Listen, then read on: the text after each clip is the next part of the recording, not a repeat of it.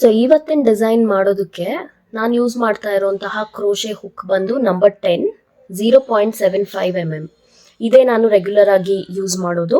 And ಇದಕ್ಕೆ 8 ಎಳೆ ದಾರನ ತಗೊಂಡಿದ್ದೀನಿ. ಅಂದರೆ 8 ನೀವು ನೋಡ್ಬೋದು. ಸ್ವಲ್ಪ ಕಲರ್ ಪ್ಲಸ್ ಆರ್ ಮೈನಸ್ ಎಲ್ಲಾನು ಮಿಕ್ಸ್ ಮಾಡಿ ತಗೊಂಡಿದ್ದೀನಿ. ಈ ರೀತಿ ತಗೊಂಡಾಗ ಏನಾಗುತ್ತೆ, ಸಾರಿಯಲ್ಲಿರೋಂತಹ ವೀವ್ಗೆ ಪರ್ಫೆಕ್ಟ್ ಆಗಿ ಮ್ಯಾಚ್ ಆಗುತ್ತೆ. ಸಮ್ಟೈಮ್ಸ್ ಡಬಲ್ ಕಲರ್ ವೀವ್ ಇರುತ್ತಲ್ವಾ, ಸೊ ಆ ಕೇಸಲ್ಲಿ ನಾನು ಈ ರೀತಿ ತಗೊತೀನಿ. ಸೊ 8 ಎಳೆ ದಾರ ಆ್ಯಂಡ್ ಅದರ ಜೊತೆಗೆ ಈ ರೀತಿ 1 mm ಗೋಲ್ಡ್ ಬೀಡ್ಸ್. 1 mm ಬಂದು ಇದು ತುಂಬ ಪುಟ್ಟ ಸೈಜು, ಇದು ನಮಗೆ ಕ್ರೋಶೆ ಹುಕ್ ಒಳಗಡೆ ತೂರಲ್ಲ. ಸೊ ಹಾಗಾಗಿ ನಾನೇನು ಮಾಡ್ಕೊಂಡಿದ್ದೀನಿ, ಈ 8 ಎಳೆ ದಾರಕ್ಕೇನೆ ಪೋಣಿಸ್ಕೊಂಡ್ಬಿಟ್ಟಿದ್ದೀನಿ. ಸೊ ಈ ದಾರ ಇದೆಯಲ್ಲ, ಈ ದಾರದ ಒಳಗಡೆನೆ ಈ ಮಣಿಗಳನ್ನ ಎಲ್ಲಾನು ನಾನು ಪೋಣಿಸ್ಕೊಂಡಿದ್ದೀನಿ. ಹೇಗೆ ಪೋಣಿಸಿದ್ದೀನಿ ಅಂದರೆ, ಒಂದು ಸೂಜಿನ ತಗೊಂಡು ಅದಕ್ಕೆ ಕಾಟನ್ ದಾರನ ಏರ್ಸ್ಕೊಂಡಿದ್ದೀನಿ. ಅದಕ್ಕೆ ಗಂಟು ಹಾಕಿದ್ದೀನಿ, ಒಂದು ಚಿಕ್ಕದ ಗಂಟು. ಸೊ ಗಂಟು ಹಾಕಿದಾಗ ಏನಾಗುತ್ತೆ, ಇದು ಲೂಪ್ ಥರ ಫಾರ್ಮ್ ಆಗುತ್ತಲ್ವಾ. ಸೊ ಈ ಲೂಪ್ ಒಳಗಡೆಯಿಂದ ಈ 8 ಎಳೆ ದಾರನು ಈ ರೀತಿ ಪಾಸ್ ಮಾಡ್ಕೋಬೇಕು. ಪಾಸ್ ಮಾಡ್ಕೊಂಡಾಗ ಏನಾಗುತ್ತೆ, ಇದು ಹೀಗೆ ಕನೆಕ್ಟ್ ಆಗುತ್ತೆ, ಈ ಕಾಟನ್ ದಾರ ಆ್ಯಂಡ್ ಈ ಸಿಲ್ಕ್ ದಾರ. ಸೊ ಇದ್ರೊಳಗಡೆ ಇವಾಗ ನಮಗೆ ಪೋಣಿಸೋದಕ್ಕೆ ಈಸಿ ಆಗುತ್ತೆ. ಸೊ ಈ ಮೆಥಡ್ನ ನೀವು ಯೂಸ್ ಮಾಡಿಕೊಂಡು ಈ ಬೀಡ್ಸ್ನ ಪೋಣಿಸ್ಕೋಬೋದು.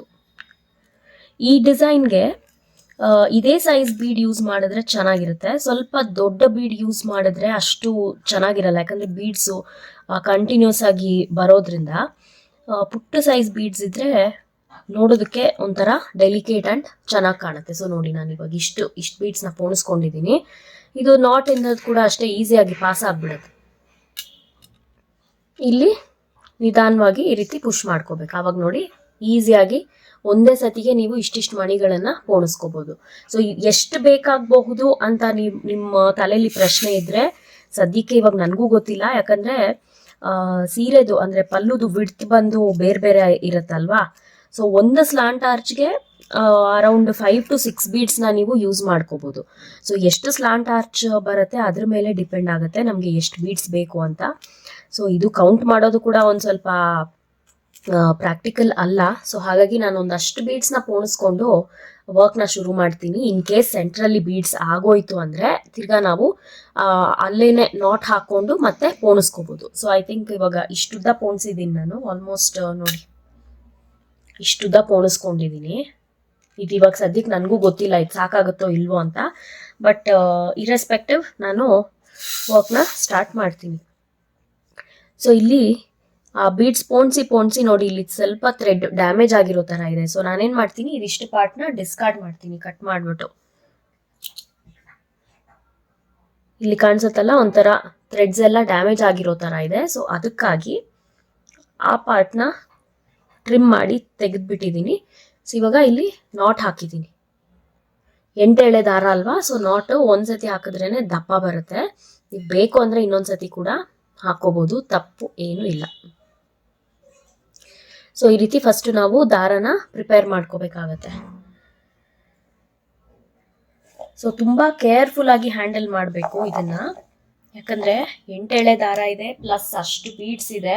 ಸೊ ಸೆಂಟ್ರಲ್ ನಮ್ಗೆ ಎಲ್ಲೇ ಗಂಟಾದ್ರೂ ಇವಾಗ ಇಷ್ಟು ಬೀಡ್ಸ್ ಪೋಣಿಸಿದ್ದೆಲ್ಲ ವೇಸ್ಟ್ ಆಗೋಗುತ್ತೆ. ಸೊ ತುಂಬ ಕೇರ್ಫುಲ್ ಆಗಿ ಮ್ಯಾನೇಜ್ ಮಾಡಿ.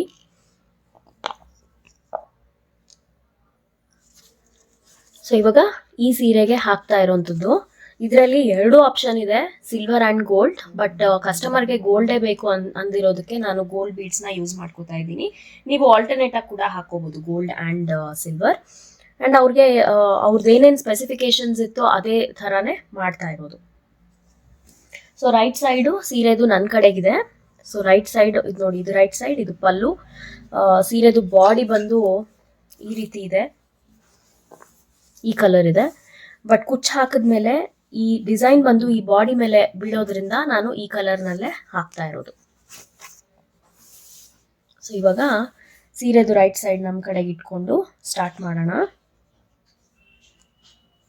ಫಸ್ಟು ಗಂಟನ್ನ ಫಿಕ್ಸ್ ಮಾಡ್ಕೋಬೇಕಾಗತ್ತೆ.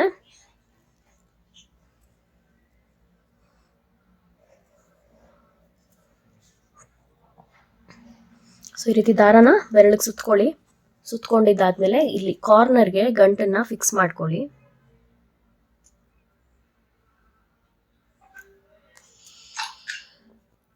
ಈ ರೀತಿ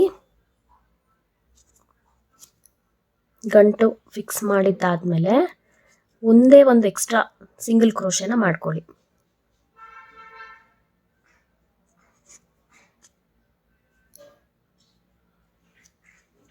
ಸೊ ಗಂಟು ಫಿಕ್ಸ್ ಆದಮೇಲೆ ಒಂದು ಸಿಂಗಲ್ ಕ್ರೋಶೆನ ಹಾಕ್ಕೊಂಡಿದ್ದೀನಿ.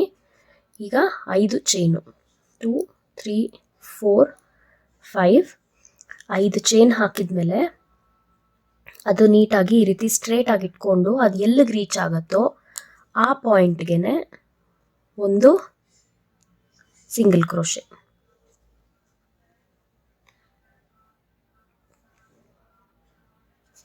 ಮತ್ತೆ 1 2 3 4 5 ಚೈನ್ಸ್ ಹಾಕ್ಕೊಂಡು ಈ ಸಿಂಗಲ್ ಕ್ರೋಶೆ ನಾಟ್ ಫಿಕ್ಸ್ ಆದಮೇಲೆ ಒಂದು ಸಿಂಗಲ್ ಕ್ರೋಶೆ ಹಾಕಿರ್ತೀವಲ್ವಾ, ಅದಕ್ಕೆ ಅದರೊಳಗಡೆನೆ ಇನ್ನೊಂದು ಸಿಂಗಲ್ ಕ್ರೋಶೆನ ಹಾಕೋಬೇಕು. ಸೊ ಇಲ್ಲೇನಾಯಿತು, 5 ಚೈನು 2 ಸರ್ತಿ ಹಾಕಿದ್ದಾಗಿದೆ. ಮತ್ತೆ 2 ಚೈನ್ ಮಾಡಿಕೊಂಡು ಈ ಕಡೆ ಟರ್ನ್ ಮಾಡ್ಕೊಳ್ಳಿ. ಇದು ಸ್ಲಾಂಟ್ ಆರ್ಚ್ ಆಗಿರೋದ್ರಿಂದ ಆ ಕಡೆ ಈ ಕಡೆ ತಿರ್ಗಿಸ್ಕೊಂಡೇ ಹಾಕಬೇಕಾಗತ್ತೆ. ಇದಾದ್ಮೇಲೆ ಇದೆರಡನ್ನು ಸೇರಿಸ್ಬಿಟ್ಟು ಕಂಬನ ಹಾಕ್ತಾ ಇದ್ದೀನಿ.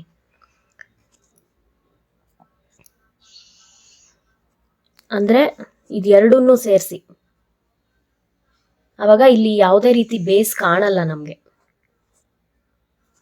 ಈಗ ಒಂದಷ್ಟು ಬೀಡ್ಸ್ನ ಮುಂದೆ ಪುಷ್ ಮಾಡ್ಕೊಳ್ಳಿ, ಯಾಕಂದರೆ ಇವಾಗಿಂದ ಒಂದೊಂದು ಬೀಡು ನಾವು ಪುಷ್ ಮಾಡಿಕೊಂಡು ವರ್ಕ್ ಮಾಡಬೇಕಾಗತ್ತೆ.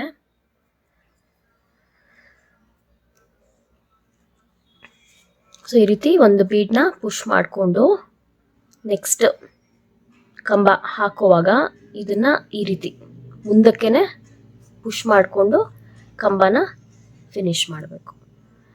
ಸೊ ಇಲ್ಲಿ ಹೇಗೆ ಬೀಡ್ ಹಾಕ್ತಿರೋದು ಅಂದರೆ 2 ಕಂಬ ಆದಮೇಲೆ ಒಂದು ಬೀಡು.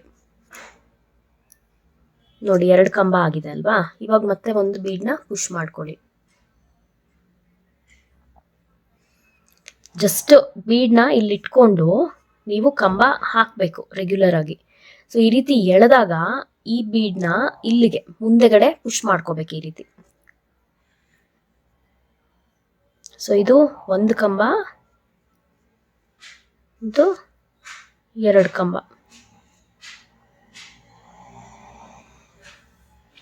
ಮತ್ತೆ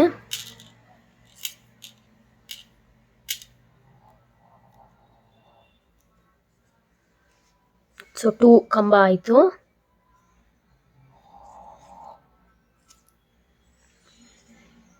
ಮತ್ತೆ ಇದು 1 ಕಂಬ, ಇದು 2. ಸೊ ಅಲ್ಲಿಗೆ 3 ಬೀಡ್ ಹಾಕಿದ್ದೀವಿ. ಇನ್ನು 2 ಬೀಡ್ ಇದೇ ರೀತಿನೇ ಹಾಕೋಬೇಕಾಗತ್ತೆ.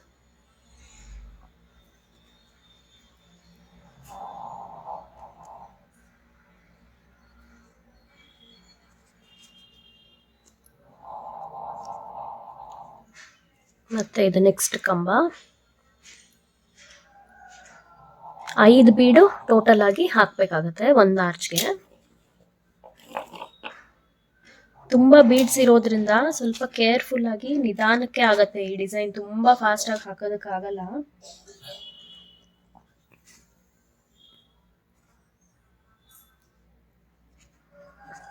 ಮತ್ತೆ ಈ ರೀತಿ ಇದನ್ನ ಪುಷ್ ಮಾಡ್ಕೊಳ್ಳಿ. ಪುಷ್ ಮಾಡಿಕೊಂಡು ಒಂದು ಕಂಬ,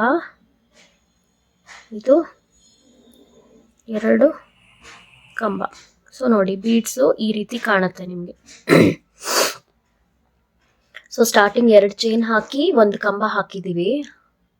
ಸ್ಟಾರ್ಟಿಂಗ್ 2 ಚೈನ್ ಕೂಡ 1 ಕಂಬದ ಲೆಕ್ಕ. ಸೊ ಆಫ್ಟರ್ 2 ಡಬಲ್ ಕ್ರೋಶೆ 1 ಬೀಡು, ಮತ್ತೆ 2 ಡಬಲ್ ಕ್ರೋಶೆ 1 ಬೀಡು, ಆ ಥರ ಸ್ಕಿಪ್ ಮಾಡಿಕೊಂಡು, ಅಂದರೆ ಪ್ರತಿ ಒಂದು ಡಬಲ್ ಕ್ರೋಶೆಗೂ ನೀವು ಬೀಡು ಹಾಕ್ಬಿಟ್ರೆ ತುಂಬ ಹತ್ರ ಕಾಣುತ್ತೆ. ಹೀಗೆ ಹಾಕಿದ್ರೆ ಒಂದು ಸ್ವಲ್ಪ ಡಿಸ್ಟೆನ್ಸ್ ಕಾಣುತ್ತೆ. ಹೀಗೆ ಹಾಕಿದ್ರೆ ಅಂದರೆ ಒಂಥರ ಡಿಫೈನ್ಡ್ ಆಗಿ ಚೆನ್ನಾಗಿ ಕಾಣುತ್ತೆ. ಸೊ ಇವಾಗ ಇದು ಎಲ್ಲಿಗೆ ರೀಚ್ ಆಗುತ್ತೋ ನೋಡಿಕೊಂಡು ಆ ಪಾಯಿಂಟ್ಗೆ ಒಂದು ಸಿಂಗಲ್ ಕ್ರೋಶೆನ ಹಾಕಬೇಕು. ಸಿಂಗಲ್ ಕ್ರೋಶೆ ಹಾಕ್ಕೊಂಡು ಮತ್ತೆ 2 ಚೈನ್ ಹಾಕಿದ್ದಾದ್ಮೇಲೆ ತಿರ್ಗಾ ಬಟ್ಟೆನ ತಿರ್ಗಿಸ್ಕೊಳ್ಳಿ. ತಿರ್ಗಿಸ್ಕೊಂಡು ಇಲ್ಲಿ ಈ ಫಸ್ಟ್ ಕಂಬ ಇರುತ್ತಲ್ಲ, ಈ ಫಸ್ಟ್ ಕಂಬಕ್ಕೆ ಒಂದು ಕಂಬ ಹಾಕ್ಕೊಳ್ಳಿ. ಮತ್ತು 2 ಚೈನ್, ಒಂದು ಕಂಬ ಬಿಟ್ಟು ಇನ್ನೊಂದು ಕಂಬದೊಳಗೆ ಒಂದು ಕಂಬ ಆರ್ ಡಬಲ್ ಕ್ರೋಶ್, ಮತ್ತು 2 ಚೈನ್ಸ್, ಮತ್ತೆ ಒಂದು ಕಂಬ ಸ್ಕಿಪ್ ಮಾಡಿ ಇಲ್ಲಿರುತ್ತಲ್ಲ ಇದನ್ನು ಸ್ಕಿಪ್ ಮಾಡಿಬಿಟ್ಟು ಇದರೊಳಗಡೆ ಒಂದು ಡಬಲ್ ಕ್ರೋಶೆ, ಮತ್ತೆ 2 ಚೈನ್ಸ್, ಮತ್ತೊಂದು ಸ್ಕಿಪ್ ಮಾಡಿ ನೆಕ್ಸ್ಟ್ ಇದರೊಳಗಡೆ ಒಂದೇ ಒಂದು ಡಬಲ್ ಕ್ರೋಶೆ. ಸೊ ಇಲ್ಲಿ ಸ್ಕಿಪ್ ಮಾಡ್ಕೊಂಡು ಹಾಕ್ತಾ ಇರೋವಂಥದ್ದು, ಪ್ರತಿ ಒಂದರ ಮೇಲೆ ಒಂದು ಹಾಕಬಾರ್ದು.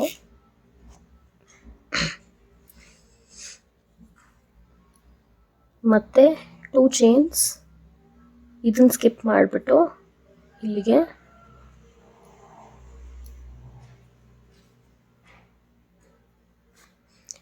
ಮತ್ತಿದು ಲಾಸ್ಟು 2 ಚೈನ್ಸ್, ಇಲ್ಲಿ ಇದನ್ನು ಸ್ಕಿಪ್ ಮಾಡಿಬಿಟ್ಟು ಇಲ್ಲಿಗೆ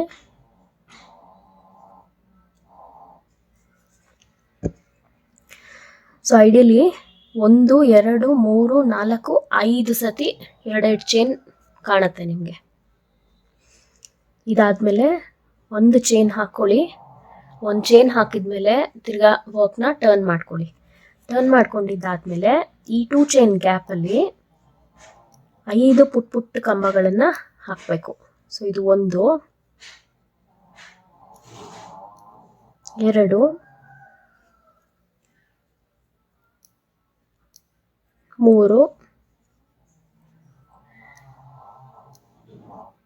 4 ನೋಡಿ, ಇದು ಬೀಡ್ಸು ಆಲ್ಮೋಸ್ಟ್ ಹತ್ರ ಬರ್ತಾ ಇರುತ್ತೆ.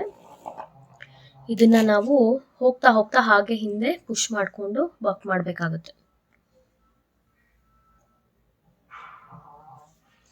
ಸೊ 4 ಕಂಬ ಆಗಿದೆ ಅಲ್ವಾ, 5ನೇ ಕಂಬ, ಎಲ್ಲ 5 ಕಂಬನೂ ಅದೇ 2 ಚೈನ್ ಗ್ಯಾಪಲ್ಲೇ ಹಾಕಿದ್ದು. ಅದಾದಮೇಲೆ ಇಲ್ಲಿ ಒಂದು ಕಂಬ ಇರುತ್ತಲ್ಲ, ಇದೇ ಕಂಬಕ್ಕೇನೆ ಒಂದು ಸಿಂಗಲ್ ಕ್ರೋಶೆ, ಮತ್ತು 5 ಕಂಬ. ಈ 5 ಕಂಬ ಏನಿದೆ ಪುಟ್ಟದಾಗಿ ಹಾಕಿದ್ರೆ ಒಂಥರ ಸ್ಮಾಲ್ ಆರ್ಚ್ ಫಾರ್ಮ್ ಆಗುತ್ತೆ. ತುಂಬ ಉದ್ದ ಎಳಿಯಕ್ಕೆ ಹೋಗಬೇಡಿ. ಸೊ 3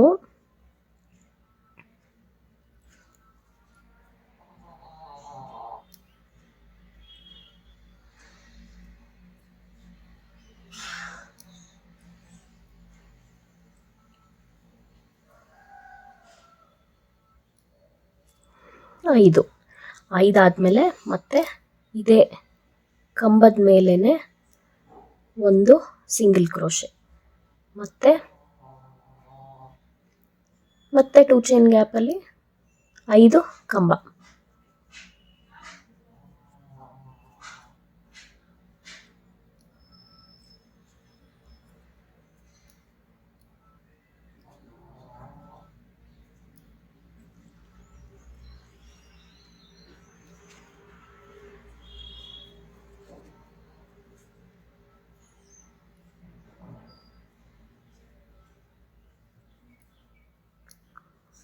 ಐದು ಕಂಬ ಆಗಿದೆ. ಮತ್ತು ಈ ಕಂಬದ ಮೇಲೆ ಒಂದು ಸಿಂಗಲ್ ಕ್ರೋಶೆ. ಸೊ ನೋಡಿ, ಸೋಫಾರ್ ಹೀಗೆ ಕಾಣ್ತಿದೆ. ಇದು ಒಂದು ಸ್ಮಾಲ್ ಪೆಟಲ್ಸ್ ಥರ ಫಾರ್ಮ್ ಆಗುತ್ತೆ. ಸೊ ಈ ರೀತಿ 5 ಪೆಟಲ್ ಫಾರ್ಮ್ ಆಗಬೇಕು.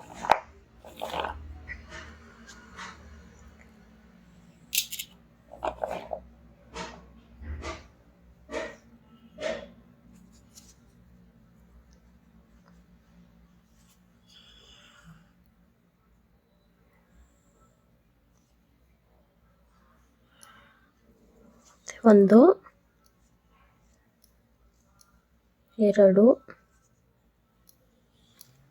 3 4 5. ಈ ಪರ್ಟಿಕ್ಯುಲರ್ ಡಿಸೈನ್ಗೆ 8 ಎಳೆ ತಗೊಂಡ್ರೇನೆ ಸ್ವಲ್ಪ ಡಿಸೈನ್ ಸ್ಟಿಫ್ ಆಗಿರುತ್ತೆ. ನೀವು 6 ಎಳೆ ತಗೊಂಡ್ರೆ ಸ್ವಲ್ಪ ಅಂದರೆ ಇದು ಸ್ಲಾಂಟ್ ಆರ್ಚ್ ಆಗಿರೋದ್ರಿಂದ ಸ್ಟಿಫ್ನೆಸ್ಗೋಸ್ಕರನೇ 8 ಎಳೆ ತಗೊಂಡಿರೋದು.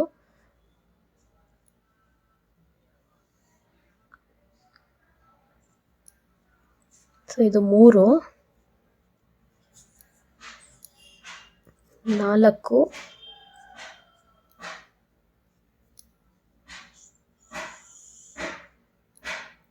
5 ನೋಡಿ ಈ ರೀತಿ ಕಾಣುತ್ತೆ ಇದು. ಸೊ 1 2 3 4 5 ಸ್ಮಾಲ್ ಪೆಟಲ್ಸ್ ಫಾರ್ಮ್ ಆಗುತ್ತೆ. ಇದನ್ನ ಬಂದು ಇದು ಎಲ್ಲಿಗೆ ರೀಚ್ ಆಗುತ್ತೋ ಅಲ್ಲಿಗೆ ಒಂದು ಸಿಂಗಲ್ ಕ್ರೋಶೆನ ಮಾಡಿಕೊಂಡು ನೀವು ಫಿಕ್ಸ್ ಮಾಡ್ಕೋಬೋದು.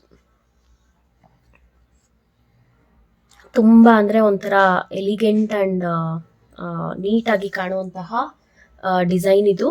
ತುಂಬ ಜಾಸ್ತಿ ಬೀಡ್ಸು ಯೂಸ್ ಮಾಡಿಲ್ಲ, ಜಸ್ಟ್ ಫಸ್ಟ್ ಲೈನಲ್ಲಿ ಮಾತ್ರನೇ ಬೀಡ್ಸ್ ಯೂಸ್ ಮಾಡಿರೋವಂಥದ್ದು. ಸೊ ನೋಡಿ ಎಷ್ಟು ಚೆನ್ನಾಗಿ ಅಂದರೆ ಗ್ರ್ಯಾಂಡಾಗಿ ಕೂಡ ಕಾಣುತ್ತೆ. ಸೊ ಇವಾಗ ಇಲ್ಲಿ ನಿಮಗೆ ಕುಚ್ಚಬೇಕು ಅಂದರೆ ನೀವೊಂದು 3 ಚೈನ್ ಹಾಕ್ಕೊಂಡು ಒಂದು ಗ್ಯಾಪ್ನ ಕ್ರಿಯೇಟ್ ಮಾಡಿಕೊಂಡು ಆ ಗ್ಯಾಪಲ್ಲಿ ಕುಚ್ಚನ್ನ ಹಾಕ್ಕೋಬೋದು. ಬಟ್ ಇಲ್ಲಿ ನನಗೆ ಕುಚ್ಚು ಬೇಡ. ಸೊ ಹಾಗಾಗಿ ನಾನೇನು ಮಾಡ್ತಿದ್ದೀನಿ, ಜಸ್ಟ್ ಒಂದೇ ಒಂದು ಚೈನ್ ಹಾಕ್ಕೊಂಡು ಒಂದು ಸಿಂಗಲ್ ಕ್ರೋಶೆನ ಹಾಕ್ಬಿಟ್ಟು ಮತ್ತೆ ಇದೇ ಥರ 5 ಚೈನ್ಸ್ ಹಾಕಿ ವರ್ಕ್ನ ಕಂಟಿನ್ಯೂ ಮಾಡ್ಕೋತಿದ್ದೀನಿ. ಸೊ ಕುಚ್ಚು ಬೇಕಾದವ್ರು ಮಾತ್ರ 3 ಚೈನ್ಸ್ ಇಲ್ಲ 4 ಚೈನ್ಸ್ ಹಾಕ್ಕೊಂಡು ಕುಚ್ಚಿಗೆ ಜಾಗನ ಮಾಡ್ಕೋಬೋದು. ಇಲ್ಲಿ ನನಗೆ ಕುಚ್ಚು ಬೇಡ. ಸೊ 3 4 5 ಚೈನ್ಸ್ ಹಾಕಿದ್ಮೇಲೆ ಅದು ಎಲ್ಲಿಗೆ ರೀಚ್ ಆಗುತ್ತೋ ಅಲ್ಲಿಗೆ ನೋಡಿಕೊಂಡು ಒಂದು ಸಿಂಗಲ್ ಕ್ರೋಶೆ ಮತ್ತು 1 2 3 4 5 ಚೈನ್ಸ್ ಹಾಕ್ಕೊಂಡು ತಿರ್ಗಾ ವರ್ಕ್ನ ಟರ್ನ್ ಮಾಡಿಕೊಂಡು ಈ ಸಿಂಗಲ್ ಕ್ರೋಶೆ ಇರುತ್ತಲ್ಲ, ಅಂದರೆ 5 ಚೈನ್ಸ್ಗಿಂತ ಮುಂಚೆ ಒಂದು ಸಿಂಗಲ್ ಕ್ರೋಶೆ ಹಾಕ್ಕೊಂಡಿರ್ತೀವಲ್ವ, ಅದರ ಒಳಗಡೆಗೆ ಒಂದು ಸಿಂಗಲ್ ಕ್ರೋಶೆ. ಇದಾದಮೇಲೆ 2 ಚೈನ್ಸ್ ಹಾಕ್ಕೊಂಡು ವರ್ಕ್ನ ಟರ್ನ್ ಮಾಡ್ಕೋಬೇಕು. ಟರ್ನ್ ಮಾಡಿಕೊಂಡು ಇವಾಗ ಇಲ್ಲಿ ಡಬಲ್ ಕ್ರೋಶೆ ಹಾಕೋದಕ್ಕೆ ಸ್ಟಾರ್ಟ್ ಮಾಡಬೇಕು. ಸೊ ಒಂದು ಡಬಲ್ ಕ್ರೋಶೆ ಹಾಕ್ಬಿಟ್ಟು ಒಂದು ಬೀಡ್ನ ಪುಷ್ ಮಾಡಿಕೊಂಡು ಮತ್ತೆ ಒಂದು ಡಬಲ್ ಕ್ರೋಶೆನ ಹಾಕೊಳ್ಳಿ. ಸೊ ಒಂದು ಡಬಲ್ ಕ್ರೋಶೆಗೆ ಈ ರೀತಿ ಬೀಡ್ನ ಸ್ಲೈಡ್ ಮಾಡ್ಕೋಬೇಕು. Next double crochet without bead continue ಮಾಡಬೇಕು. ಮತ್ತೆ ಆಲ್ಟರ್ನೇಟ್ ಇದೇ ಥರ 5 ಬೀಡ್ ಬರೋ ಥರ ಹಾಕೋಬೇಕು.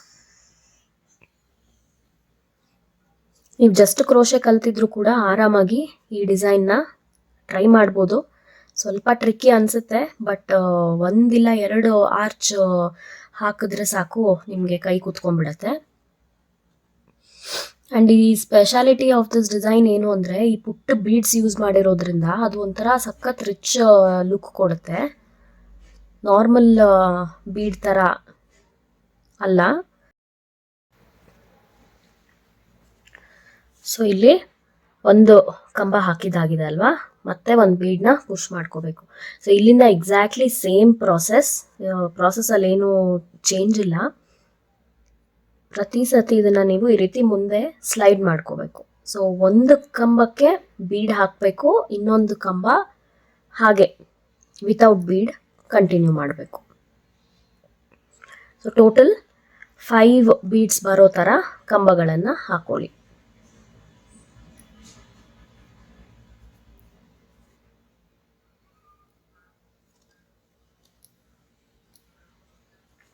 ಮತ್ತು 1 2 3 4 5 ಆಯಿತು.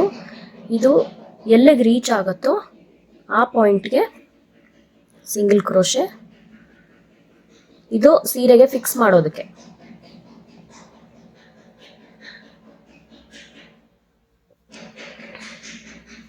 ಮತ್ತೆ 2 ಚೈನ್ಸ್ ಹಾಕ್ಕೊಂಡು ಬಟ್ಟೆನ ಟರ್ನ್ ಮಾಡ್ಕೋಬೇಕು. ಟರ್ನ್ ಮಾಡ್ಕೊಂಡಿದ್ದಾದಮೇಲೆ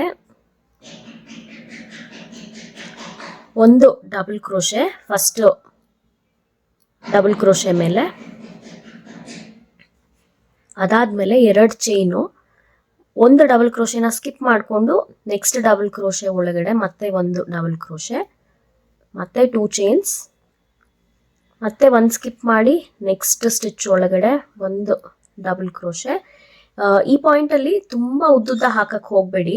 ಡಬಲ್ ಕ್ರೋಶೆ ತುಂಬ ಉದ್ದುದ್ದ ಹಾಕಿದಾಗ ಅಷ್ಟು ಚೆನ್ನಾಗಿ ಕಾಣಲ್ಲ. ಇಲ್ಲಿ ಗ್ಯಾಪ್ ತುಂಬ ಜಾಸ್ತಿ ಆಗಿಬಿಡುತ್ತೆ.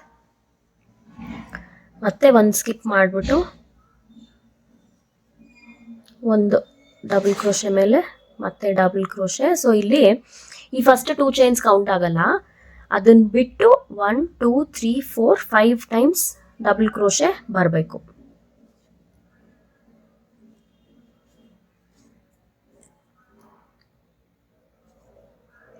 ಮತ್ತೆ ಒಂದು ಚೈನ್ ಹಾಕ್ಕೊಂಡು ಟರ್ನ್ ಮಾಡ್ಕೊಳ್ಳಿ.